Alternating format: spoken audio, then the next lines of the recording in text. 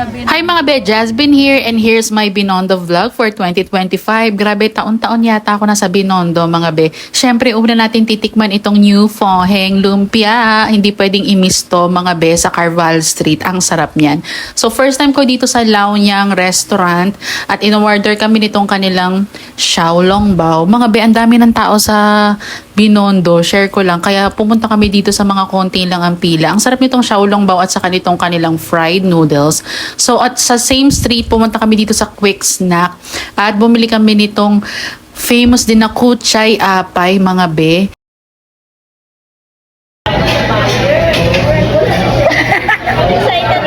Excited yan? Bang, hindi pwede. Unfair.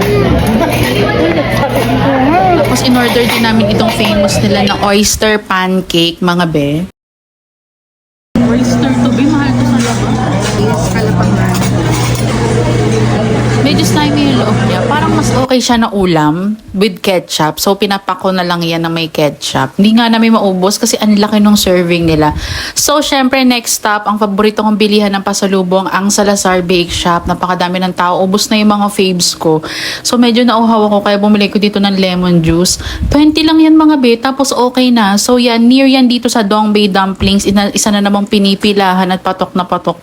Pero medyo malungkot na yung dumplings nila. Hindi katulad dati. Or hindi ko lang na masyadong maalala. Pero masarap naman, nasarapan ako. At grabe, nung una, ako lang nakapila. Tapos pagtingin ko, ang dami ng kasunod. Share ko lang talaga, pag ako yung unang bumila, wala pang tao. Tapos pagkabili ko, ang dami ko ng kasunod. What is that? Dumaan din kami ng M18 at ang binili ko dito, yung favorite ko na custard hopia. Try nyo yan. So for talagang lunch, gusto kasi nila ng full meal talaga.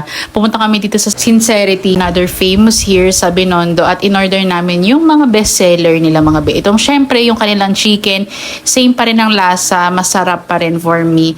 And hindi na ako nag-rice niya. Busog na ako sa totoong buhay lang. Itong kanilang asado, medyo sakto lang. Mas masarap yung sa mga handaan. Itong kanilang ampalaya with beef, nasaktuhan lang din ako.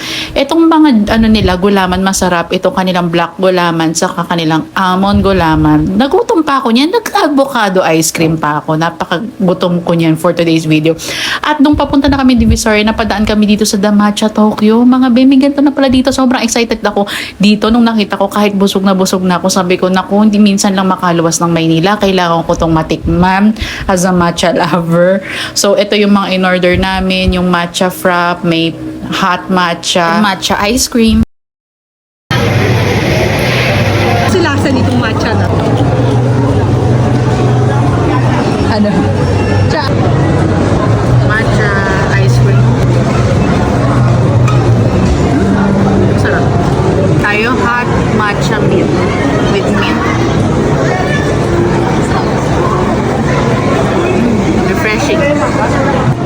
Damihan niyo, mahal. Overall, masarap naman, matcha pero may kamahalan. So, pag pauwi namin, bumili muna ako nitong Lord's Toast Bakery. Nako, hindi nyo rin to dapat i-miss. Napakasarap nito. At kinain ko na rin siya sa bus. Napakadami ko nakain for today's video. Share ko lang. Yun lang mga be. Jasmine here.